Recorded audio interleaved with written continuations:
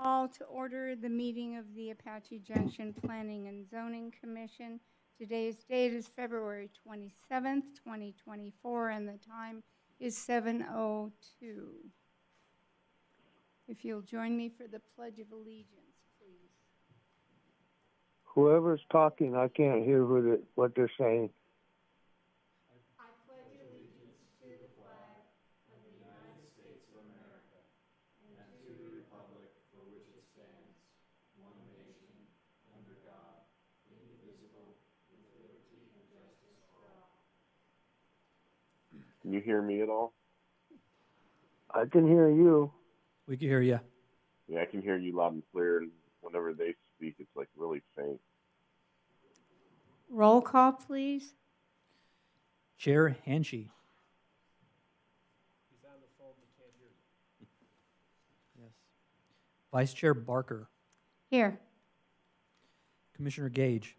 Here. Commissioner Cantwell. Here. Commissioner Bigelow. Here.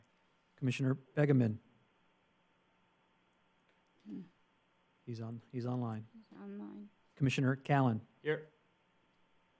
We have a quorum. Do I have a motion to approve the agenda and the minutes? Motion. Yes? Motion, yes. Okay, I have a motion. Do I have a second? I'd second. Roll call, please. Commissioner Callan. Yes. Commissioner Hanshi. Chair Hanshi. Vice Chair Barker. Yes. Commissioner Gage. Yes. Commissioner Cantwell. Yes. Commissioner Bigelow. Yes. Commissioner Begeman. Yes. Ladies here. All right. Motion passes. You might try Dave, Commissioner Henty again. If I can interrupt here for a minute, I can barely hear what you guys are saying. I know. I think we're working on the audio. Okay, we have 3 public hearings tonight. The first public hearing is for case P-23-14-AM, Fences and Walls, Proposed Text Amendment. Kelsey. Good evening, Commission members. My name is Kelsey Shatnick. I am a planner on staff, and tonight is the public hearing regarding the proposed text amendment changes to Zoning Ordinance Section 1-6-3, Fences and Walls. As a reminder, the Planning and Zoning Commission gave direction to staff to research permitted fencing materials in December of 2022. In February of 2023, a brief update was provided to the Commission detailing preliminary findings. And then on January 23rd, 2024, staff provided a complete overview of proposed text edits to the fence and wall regulations. There were no questions or comments from the Planning Commission at that time, so no additional changes have been made since January 23rd. However, this is a public hearing, so for the benefit of both Commission and audience, I will run through my same presentation again. So here is a general overview of the proposed changes. First is the reorganization of chapter language. We have also added language regarding general requirements and maintenance for all zoning districts, added language regarding prohibited and fence and wall materials in all zoning districts, added language expanding the permitted fencing materials in single-family residential zoning districts, language specific to rural properties, and added language clarifying requirements for non-residential, multifamily, and new single-family residential developments. So the intent behind these changes are to provide better clarification of fence and wall requirements in all zoning districts, provide more flexibility with allowed materials, and improve the safety and aesthetics of fences and walls moving forward. So just kind of keep that in mind as we move through this presentation. So first, we have the reorganization of the chapter language. Again, we've broken it down into 5 sections. We have general requirements and maintenance in all zoning districts, prohibited fencing in all zoning districts, single-family residential zoning districts, non-residential, multifamily, and new single-family developments, as well as non-conforming fences. So first, we have the general requirements and maintenance in all zoning districts. So to this section, we've added language regarding fences and walls, placement in relation to easements, added language regarding retaining walls, added language regarding the construction of fences and walls with consistent materials, and added language indicating that fences and walls should be well-designed and kept in reasonable condition. So this is one of the most important sections of this code because although permitted materials are important, the maintenance of a fence and wall plays a major part in whether or not the fence or wall is allowed. So here's an example of that. So here we have two examples of a wood fence. The fence on the left is falling apart and in disrepair, and the fence on the right is well maintained. And then we have an example using corrugated metal. Again, the fence on the left is falling apart and creating a safety hazard, while the fence on the right is being well maintained and well constructed. So these two examples really highlight why we wanted to add additional language regarding the overall maintenance of fences and walls. Next, we have prohibited materials. We did not make too many changes to this section. However, we did add 2 additional prohibited materials. The first is fabrics and tarps, which include mesh canvas, tarpaulin, or similar non-rigid materials. And we have added razor and concertina wire. And then we've also changed some of the existing language. We've changed unapproved corrugated metal panels to unframed, unpainted / untreated galvanized sheet or corrugated metal panels. And in the next few slides, I'll kind of run through examples of each of those. So here's an example of mesh canvas, and it's important to note that this type of material is already unpermitted, but we wanted to add this language for additional clarification. Here's an example of what tarpaulin is. Again, this type of material is not intended to be used as a fence.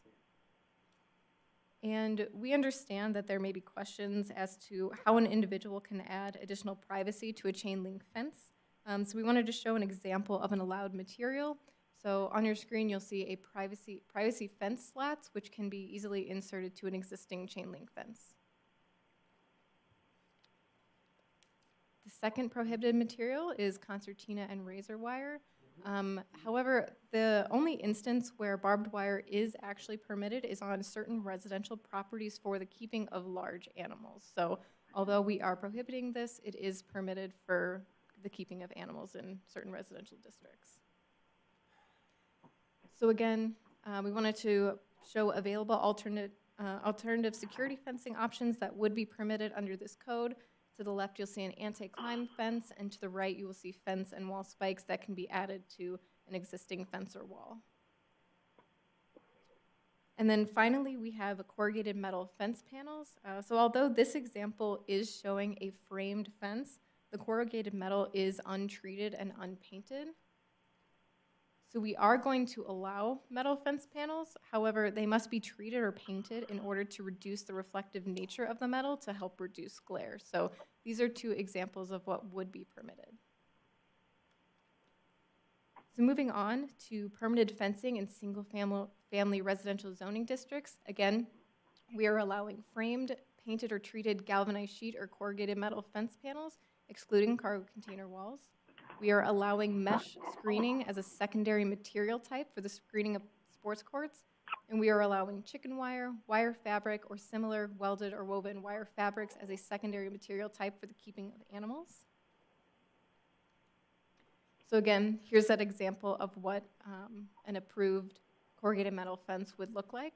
So on the left, you can see a patinaed fence, and on the right, you can see a fence that has been painted. Here's mesh being used as a secondary material type for sports courts. And then finally, we have chicken wire, wire fabric, and other similar materials being used as a secondary material type. So on the left, you'll see a wrought iron fence with wire as a secondary material. This specific example has the wire fencing towards the bottom. And then on the left, you'll see a similar wire being used as the primary fencing material type. So this would not be a permitted fence material. Next, we have rural properties, which include RSGR, RS54, and RS54M. We've added details regarding the use of corral and pen fences, and we are allowing ocotillo and wooden stick fencing. So here's an example of a corral and pen fence. Again, these fences were always allowed, but we wanted to just add a few clarifying details. And then here's an example of an ocotillo or a wooden stick fence. And then finally, we have non-residential, multifamily, and new single-family developments. So when I say a new single-family development, think of a large-scale project like a platted subdivision, not an individual lot. So to this section, we've added general design guidelines. Chain link fencing is only permitted during active construction or security fencing. And then patio enclosures and screening. This information was in the landscape code. We are just relocating it to the fences and walls regulations. No changes are being made to the requirements. So again, we believe that the proposed changes provide better clarification of fencing and wall requirements in all zoning districts, provides more flexibility with allowed materials, and improves the safety and aesthetics of fences and walls moving forward. So if the proposed changes are approved, a few additional changes to the code will be made just for consistency's sake. So I just mentioned the landscape regulations. So we'll be relocating that information from the landscape code to fencing and walls. So the text that you see in yellow, that's what will be now in the landscape code, simply referencing you to go look in fencing and walls. And then next will be Volume 1, Chapter 9, Health and Sanitation. So within that code, there is a definition for fence materials prohibited. And so we are going to change that to reflect what is now being said in Section 163. So we're just going to have identical definitions between the two codes. And with that, staff recommends approval of the proposed text amendment case P-23-14-AM as amended and presented. I'd be happy to answer any questions that you might have. Just as an update, the City Council work session will be on Monday, March 18th, and the City Council public hearing will be held on Tuesday, April 2nd. And then when you're at that point and ready, I've also provided a recommended motion as a reference for you to use. Questions? I have a question. Yes, sir. So when it comes to like the acre and a quarter rural properties, so there's like, you know what a no-climb fence is? It's not quite chicken wire. It's like a 3-inch, 4-inch tall by about 2-inch of welded metal. It's kind of like a chain link, not quite. It's kind of more like the one you saw there on the right with the chicken in it, but it's a solid material. It's not like fabric-y or plasticky like this. Is that something that's going to be allowed, or is that not going to be allowed? Because there's a lot of properties around that have that done real nice with either steel fencing with it or nice wood to frame it in. So is it kind of like this picture No. on the left? It's more No. like that, the one with the chicken, except for it's a solid metal material. And is that the primary That's the primary material of fence, the yeah. entire fence? Unfortunately, I'm not familiar with that specific type of fencing. However, if it meets the guidelines of the code, then it would be permitted. So it sounds like it's metal. So we're mainly focused with the specific chicken wire, but if it's intended to be a fence and it's made of a durable material, then most likely it would be allowed, but I would have to specifically take a look at what that fence is, because unfortunately I'm not familiar with it. Commissioner Callan, I'm familiar with the fence type. It would be allowed. It would be allowed. Yeah, absolutely. Thank you. Question? Yeah, the concertina wire, we're Mhm. saying that's prohibited. Yes.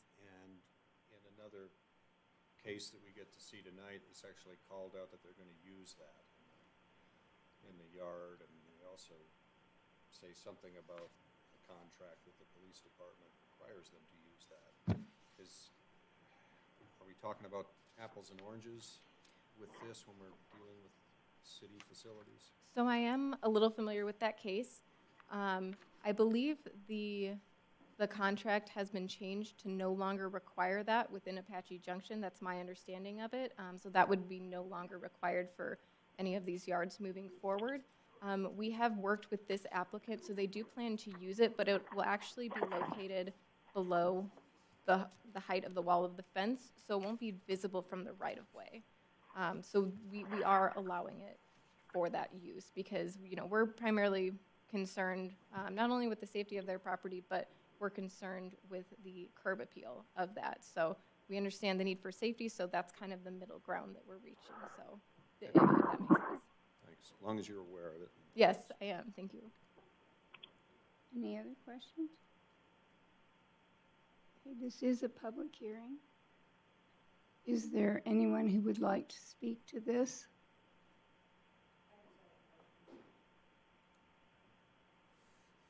Need your name and your address, please. Donna Carr, Apache Junction resident. I just wondering, are you just talking about the aesthetics of the fencing, not the setbacks or the height? Yes. All right, then I guess I have no question. Anyone else like to speak? Seeing none, is there any more discussion from the commission? I like the changes. Do I have a motion? I move that the Planning and Zoning Commission recommend to the Apache Junction City Council the approval of text amendment case P-23-14-AM, an amendment to the Apache Junction City Code, Volume 2, Land Development Code, Chapter 1, Zoning Ordinance, Article 1-6, Supplemental Regulations, Section 1-6-3, Fences and Walls, Article 1-8, Landscape Regulations, and Volume 1, Apache Junction, Arizona City Code, Chapter 9, Health and Sanitation, Article 9-1, Property Maintenance Standards, and Section 9-1-2, Definitions. Do I have a second? I second. Have a motion and a second. Roll call, please. Commissioner Callan, Yes. Chair Hanchey, Vice Chair Barker, Yes. Commissioner Gage, Yes. Commissioner Cantwell, Yes. Commissioner Bigelow, Yes. Commissioner Begeman, Yes. Chair Hanchey, Chair Hanchey,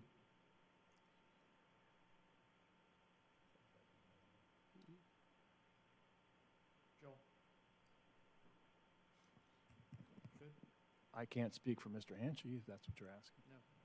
But no, he's online, we think. If he's not, you still have a quorum. We're good. Okay. And I'm sorry he can't. I don't know if he could hear us right now, but I hope Matt is assisting him in trying to fix it. Nonetheless, motion passes. Thank you. Moving on, the next public hearing is for case P-23-127-AM, RV Proposed Text Amendment. Erica. Good evening, Commission members. This presentation is to discuss a proposed text amendment to Article 1-17 for definitions of recreational vehicle. As you know, late last year, the Commission and City Council approved a text amendment to Article 1-7, parking, loading, and circulation regulations. And in that, we added recreational vehicle types. And so, as a reminder, this is not a proposal to change what was already approved or modify what was approved, just modify the definition of recreational vehicle to be consistent with that approval. Which would be to allow single-family residential lots with at least a 1 acre gross to store one of the following. And that would be, option 1 would be 2 unoccupied recreational vehicles, and that consists of conventional travel trailers, fifth-wheel travel trailers with expandable ends, folding camping trailers, teardrop trailers, motorhomes Class A, Class B, and Class C, camper vans, horse trailers with living quarters, and motorized and non-motorized toy haulers, or 1 unoccupied recreational vehicle and 1 large truck vehicle.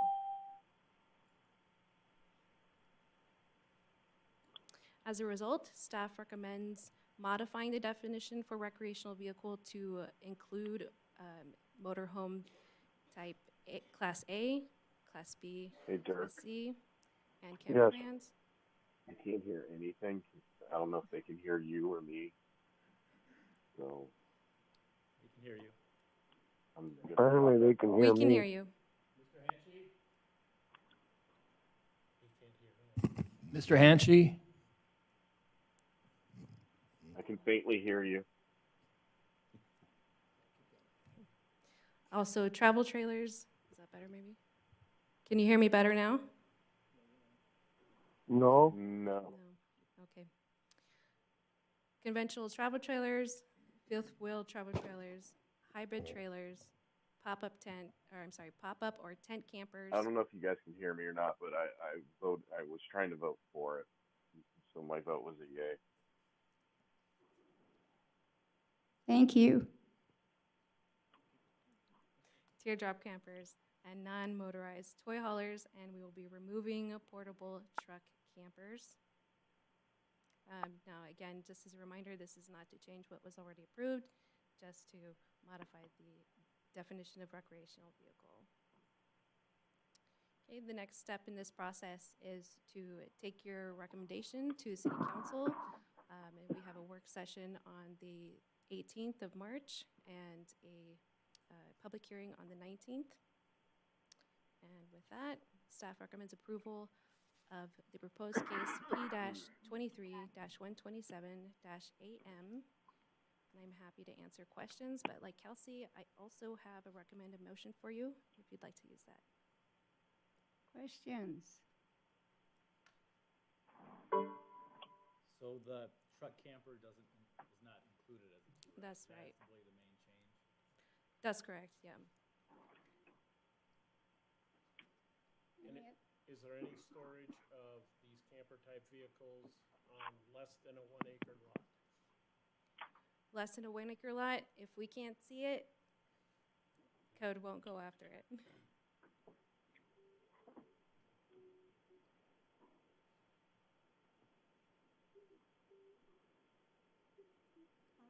All right, I'm sorry, just to elaborate or clarify, you mean if you remove the truck camper from the truck and store it, or No, just if it's on the? If you had a Oh, okay, if it's on the truck. one recreational vehicle. So it will no longer be considered a recreational vehicle. You can have that, and you can have a regular recreational Okay, so vehicle. you could have one recreational vehicle on a smaller, less than 1 acre lot. That's correct. And if Yeah. it's larger than 1 acre, then you can have two. That's right. Oh, acre, that's correct, 1 acre, gross. Okay. That's what I thought, I just want to make sure. Okay. Any more questions?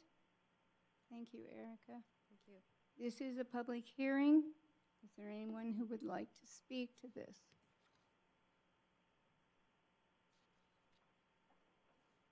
You need your name and address, please.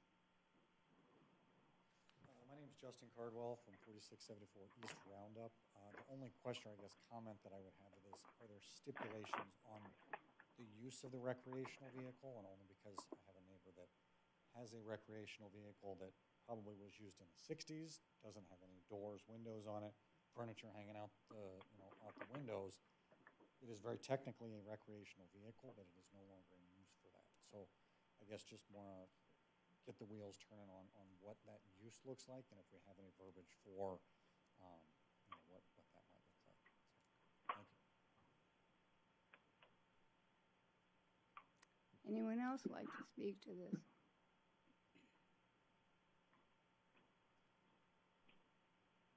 All right, do I have a motion? Can we get the answer for Yeah. this question? Would that Yeah, be we'll do considered? that. or We'll would that talk be after the considered- meeting. We'll talk about it. Yeah. Yeah. Commissioner Callan, that's a property maintenance code issue, and so I'll talk to the gentleman after the meeting. Do I have a motion? I'll read it again. I move that the Planning and Zoning Commission recommend to the Apache Junction City Council the approval of text amendment case P-23-127-AM, an amendment to the Apache Junction City Code, Volume 2, Land Development Code, Chapter 1, Zoning Ordinance, Article 1-7, Definitions, Recreational Vehicle. Madam Chair, I second that motion. I have a motion and a second. Roll call, please. Commissioner Begeman. Commissioner Begeman. Commissioner Callan. Yes. Chair Hanchey. Chair Hanchey. Vice Chair Barker. Yes. Commissioner Gage. Yes. Commissioner Cantwell. Yes. Commissioner Bigelow. Yes. Commissioner Begeman, Yes. Chair Hanchey. Motion passes. Thank you. We have one more public hearing. This is for case P-23-119-PZ, a proposed plan development rezoning. Nick? Good evening, Planning and Zoning Commission. Happy to be before you tonight. This case is a rezoning by plan development case that has been requested by Phoenix Metro Towing. It is concerning these 5 acres located at the near the northwest corner of Baseline and Tomahawk. Currently, the property is, most of the 5 acres is zoned RSGR, while the remaining parcel just along Baseline Avenue is already zoned B5PD, but as it is a separate plan development that was just designated for the dedication of the street right-of-way, altogether it is being amended with this B5PD rezoning. And this is to facilitate the development of a corporate office and tow yard. Shown here is the current zoning context of this site. Bordered in red, of course, is the subject site.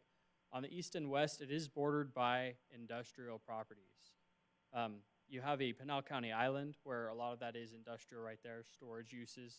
While on the east side, on the corner of Tomahawk and Baseline, there is a section of land that was originally rezoned for a manufacturing facility just a few years, I would say about 6 years back.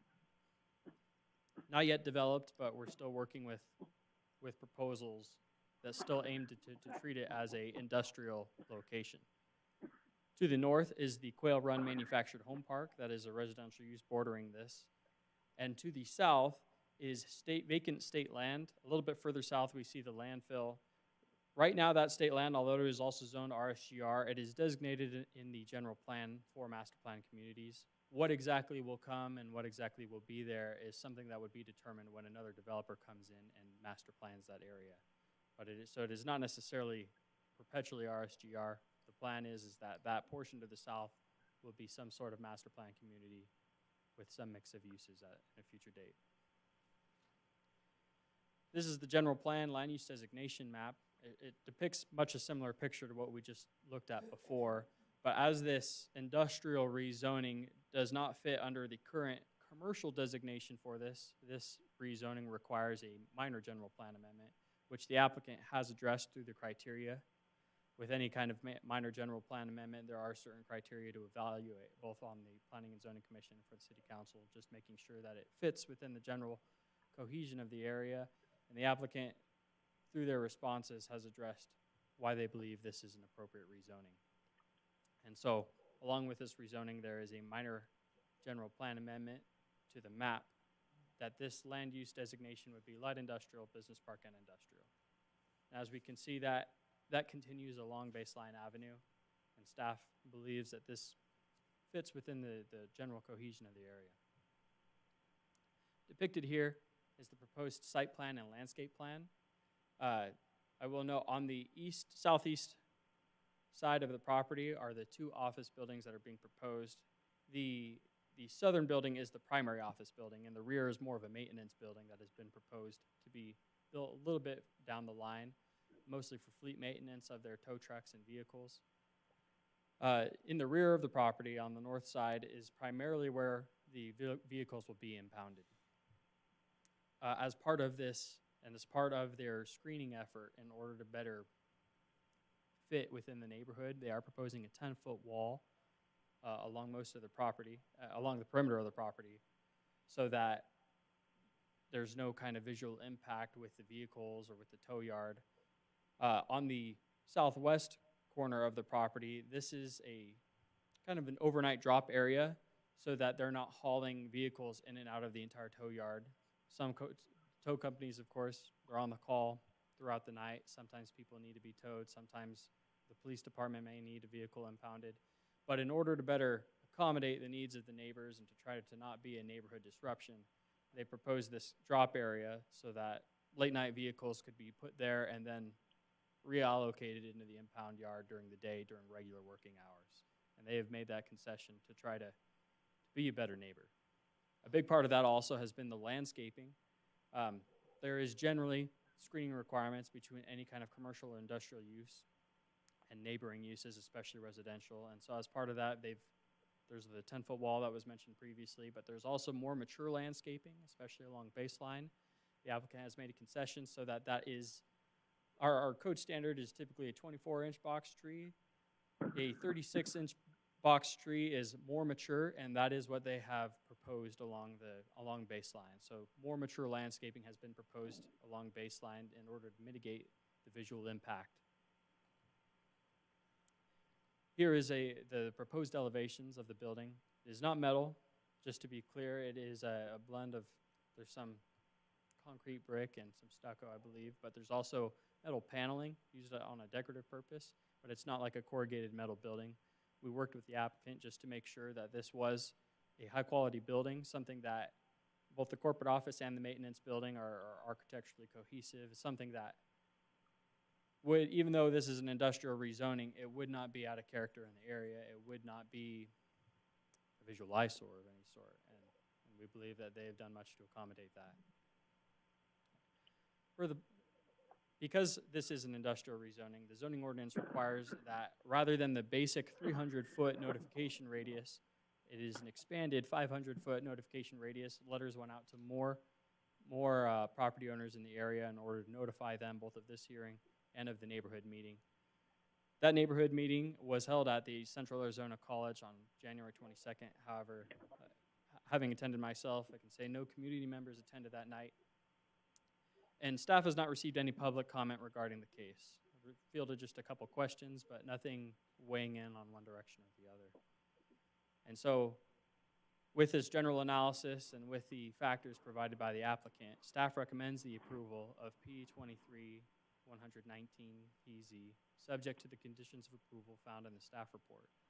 The applicant is here tonight. They have a presentation prepared if you would like to hear from them, but they are also here to answer any questions that you may have.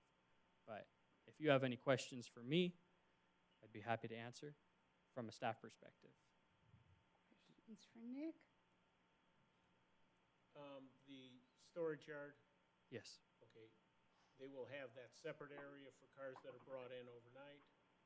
I'm assuming that most of these cars are probably impound rather than damaged/wrecks. I believe that's the case. This is not a trash compactor yard or a junk yard. That was a question I gotten from the public. The applicant may be able to better answer their operational details, but it is primarily impound to my understanding. So if they have an impound, somebody's parked illegally, then they bring it in, put it in that temporary area, and then during the day they move it to the back. That is our understanding, yes. Yeah. Per the fencing regulations that we just approved, Yes. I think the cutoff was 6 foot, and if it goes beyond that, it requires additional engineering. That is correct. So when a wall is over 6 feet tall, whether it's residential or commercial, it does need to meet certain engineering standards like footings and showing that it is structurally sound. Just if you have, a certain power of wind, intensity of wind, a wall has to be demonstrated it would be permitted, and we'd have to do a review just to make sure that it would not topple over. So this applicant would need to get a building permit for a 10-foot wall. Okay, thanks. Other questions for Nick? Thank you, Nick. Thank you. Just as a follow-up, the City Council work session to review this information will be March 18th. That's a Monday. The public hearing, wherein they'll vote on it, wherein the public can also comment to the City Council, would be the next day, Tuesday, March 19th. Thank you. Thank you. Would the applicant like to speak?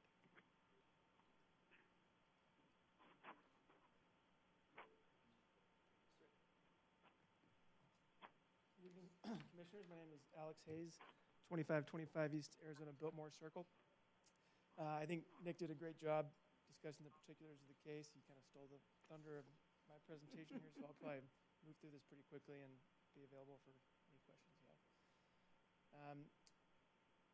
Phoenix Metro Towing is a local Apache Junction business. They've been operating here since 1999.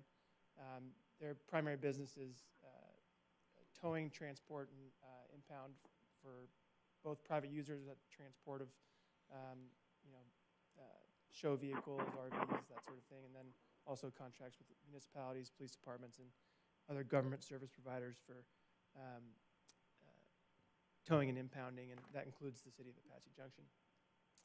Their current location is on Apache Trail, just east of Delaware, and this is really more of a commercial corridor, and the site is it's only about 2/3 of an acre, and Phoenix Metro Towing is fortunate to have a lot of demand, and they're looking for an opportunity to expand and find a new location that is more appropriate context for their type of use. So that brings us to the subject site, which is west of the northwest corner of Baseline Avenue and Tomahawk Road. It's approximately 5 acres. Currently vacant and in an area of industrial character, industrial zoning and uses, and is kind of more consistent with the type of use for their operations. So as Nick highlighted, the site does have some kind of legacy zoning and general plan designation, so the request is to amend both to accommodate proposed use. Here you can just kind of see the nature of the surrounding use. It's all industrial, both to the east and west of the site. To the west, you have a septic contractor, a number of outdoor storage operations. To the east is, as Nick mentioned, some proposed industrial uses, but is currently vacant. And then to the south, you have the state land, and about a half-mile south of the site, you have the city landfill. The zoning is RSGR, and again, that's kind of a holding pattern zoning designation waiting for development to come to fruition at this site. And something that is more consistent and compatible with the surrounding uses. To the east, or sorry, to the west, you do have that county island, which is industrial zoning, and that encompasses a lot of those storage and industrial uses that currently exist there. And then you have the commercial land use designation, which is a bit of an outlier in this area. It's primarily light industrial and business park land use designation. And this site, you know, given the surrounding context and its location, it's really not conducive to you know, commercial retail use or your traditional commercial office that doesn't have the sort of ancillary industrial or manufacturing use. So we are requesting that be amended to the light industrial and business park, so it's consistent with its adjacent properties. Then a bit about the project itself. It is I see that north there, I was pointing in the wrong direction, but it is potentially 2 phases. First phase is really the bulk of the improvements on the site, and that includes the vehicle storage lot, all the road improvements, all the access points, the landscaping, the security and screen wall, and the office. And the office is about 12,000 square feet. The interior of that office includes a few employee offices, break area, conference rooms, that sort of thing. You know, a visitor reception area. In the southwest corner of the site, there's 2 gated entries. One in the southwest corner, and that is where the vehicle intake and release occurs. In the center of the site along Baseline Avenue, you have another gated entry, and that's for the fleet vehicle entrance and employee parking. And then on the southeast, you have a non-gated entrance, which is for visitor parking. And then for perimeter screening and security, there is a 10-foot wall being proposed. And Commissioner Gage, I know you had asked about the use of concertina wire. My understanding is that it is still part of the contract with the city of Apache Junction that be included. If that remains, that would be below the top of the wall, so it would be screened from public view. However, Phoenix Metro Towing doesn't actually, it's not their preference to use it. So to the extent that is removed from the contract, that they would probably use a different type of security measure on the wall. One of the ones is approved in the new text amendment. Then for the landscape plan, just a couple of things to highlight. One is the enhanced landscaping that's provided along Baseline Avenue. As Nick touched on, this is just more mature plantings at the initial construction phase, so that there is more screening and a better street aesthetic from the outset. There is additional landscaping and trees provided along the east and west and north perimeters to provide that additional screening. I think it's particularly important along the north perimeter. And then there is an employee patio area that's located between the office and the fleet maintenance facility, just to provide an area for employees to have an opportunity to take break and recreate outside. And then regarding the fleet maintenance facility, it is a potential for phase 2. I think all the site work, the grading, and the all the electrical, everything would be put in place. And there's I think a chance that comes out of the ground with the first phase, but it just kind of depends on what the costs look like and what that timing shakes out from a business and operational standpoint. Just to give you a sense of what the building looks like, they did bring a lot of attention to the design and detail of the building. Desert colors and hues were used to kind of provide an appropriate aesthetic for the area. It does have a lot of variation and articulation in the building facades. The materials, it's a mix of split CMU and smooth CMU, stucco, and then metal accent panels. And there's also this kind of perforated metal screening that is on top of the windows, kind of a sort of pop out from the windows, and that's to provide not just visual interest, but also some shading for the building. And then here you can see the north and east elevation of, this is the phase 1 office. You can see that employee patio area. The fleet maintenance building is similar colors and materials, and just includes 3 garage bays. As you can guess, that would be used for maintenance of their fleet vehicles. And then lastly, to wrap it up, this is a productive employment use. It allows a local business the opportunity to expand. They currently have about 17 employees, and I think with this new site, they'd be able to double their employee base. And this site is more context appropriate for their use. It opens up the site in the commercial corridor within the city. And they've taken great care in providing, as an industrial area, but they've provided a high level of design in their architecture and their landscape design. And then we're grateful to have staff support. And as Nick highlighted, we've not heard from many neighbors, and we did host an open house neighborhood meeting and had no attendees. So with that, happy to answer any questions you might have. Questions? Operational question that I asked earlier, the intent of the storage area is to be storage area. If something comes in at night, then it's held in that retaining area and then moved to the storage area during the day. If somebody comes to pick up that car, do they go to the back to pick it up, or do they move it up to that temporary area and then drive it off from there? Yeah, that's correct. So the business hours are 8 to 5, and anything that occurs after that would be left in that front area and then moved to the storage area, after 8 a.m. And then when somebody comes to pick up their vehicle, they would go through the office, and the vehicle would be brought to the front. I think that's a good way to do it, since you're backing up onto the home park. And that was the intent. My past experience has always been a real leery with industrial backing up to residential, so I think that's a good way to handle it. Question? The existing property at Superstition in Delaware, what are the plans for it after you open this new facility up? I don't know. I think they don't intend to keep it or develop it, so I don't know if it's been marketed yet or what the potential users look like. Okay, but it won't be used for storage, Nope. vehicle storage any longer? This is a relocation, yeah. Okay, thanks. Yes. On the concertina wire, you say that is required by Apache Junction. Is that required by any other police departments? My understanding is that's the only one that requires that. That's correct. Oh, okay. Well, at least now I know we have some leverage.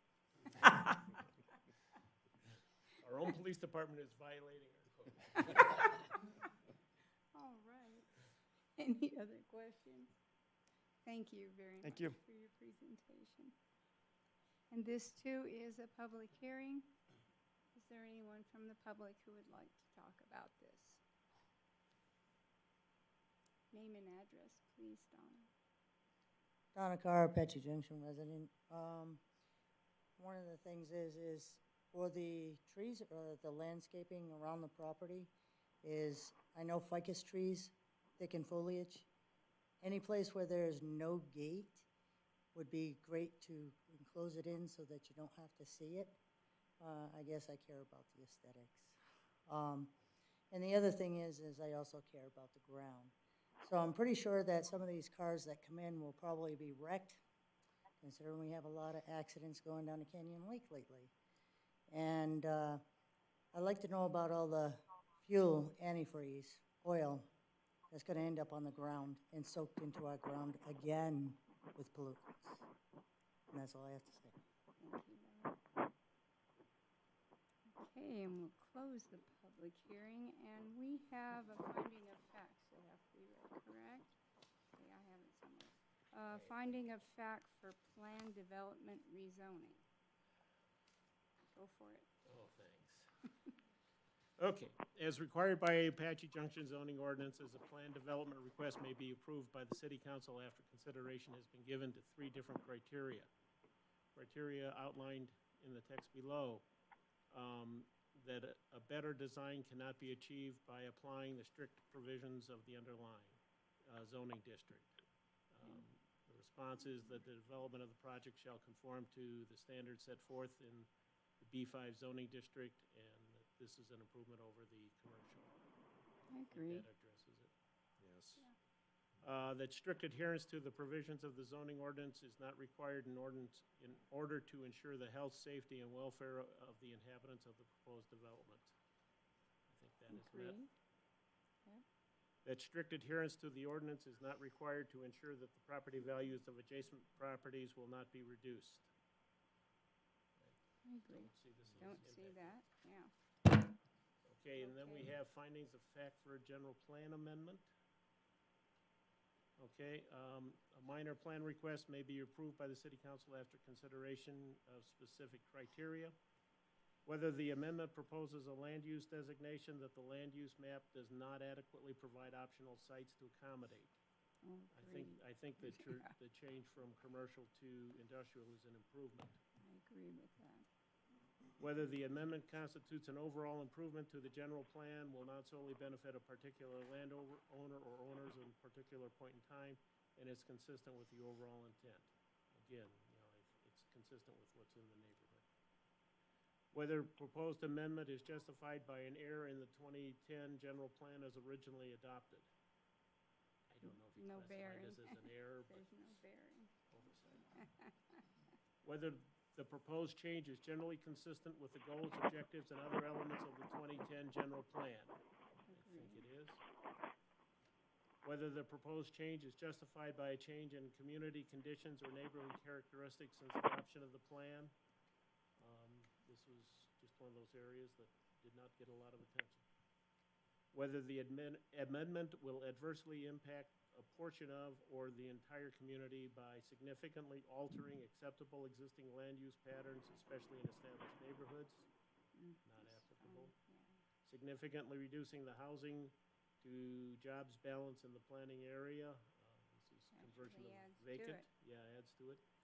Substantially decreasing existing and future water supplies. I think their impact on water is minimal. Replacing employment with residential uses. This is The opposite. opposite. Okay. Requiring additional or more expensive improvements to infrastructure systems and or proximity to municipal facilities and or services that are needed to support the prevailing land use. I don't see any significant volume here. Increasing traffic on existing roadways beyond the planned level of service and negatively impact existing and planned land uses. Again, not a heavy traffic impact. Affecting the existing character, in other words, the visual, physical, and functional of the immediate area. I think this will be improving it. Increasing the exposure of residents to aviation-generated noise, safety, and/or flight operations, not applicable. Materially diminishing the environmental quality of the air, water, land, or cultural resources. I think the question that was brought up about wrecked cars is appropriate, but what we're indicating is that these would not be wrecked cars, so these would just be primarily impounded cars. So they should not have the type of fluids that we were talking, that was asked. Significantly altering recreational amenities such as open space, parks, and trails. Don't see think it so. has any impact. Don't see that. Okay. Okay. So, having been said, I move that the Planning and Zoning Commission recommend to the Apache Junction City Council the approval of plan development rezoning case P-23-119-PZ, a request by Francis McGregor, Phoenix Metro Towing, to rezone parcels 102-20-014C and 102-20-014D, located near the northwest corner of Baseline Avenue Boulevard and Tomahawk Road, from general rural low-density single-family detached residential, RSGR, to and industrial by plan development, B5/PD, to industrial by plan development, B5/PD, with a new plan development overlay to authorize the development of an office and tow yard, subject to the following conditions, and there are 10 different conditions that will just go into the record. Do we hear a second? Second. Thank you. Moved and seconded. Roll call, please, Sydney. Commissioner Bigelow, Yes. Commissioner Begeman, Yes. Commissioner Callan, Yes. Chair Hanchey, Vice Chair Barker, Yes.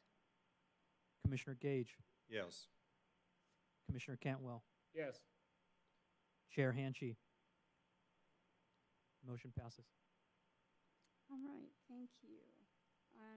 To answer the question here and the question from the public, Sydney and the folks that are proposing this, please talk to these people so that they get those questions answered. Thank you. There is no old business. There is no new business. Information and reports. Anybody have anything to report? Hearing none. Director's report. Sydney, are you the director tonight? I guess I am, but Do no you report have at this, anything to report? none at this time. All right, thank you. Selection of meeting dates and times. Do we have a motion to select the next meeting date? I move that the Planning and Zoning Commission hold a regular meeting on March 12th, 2024 at 7 p.m. in the City Council chambers located at 300 East Superstition Boulevard. Have a second? Second. Moved and seconded. Sydney, roll call. Commissioner Cantwell, Yes. Commissioner Bigelow, Yes. Commissioner Begeman, Yes. Commissioner Callan, Yes. Chair Hanchey, Vice Chair Barker, Yes. Commissioner Gage, Yes. Chair Hanchey. Motion passes. Thank you very much, everyone. I will adjourn the meeting at 7:55. Oh, I get to pound the gavel. It says so. Wow.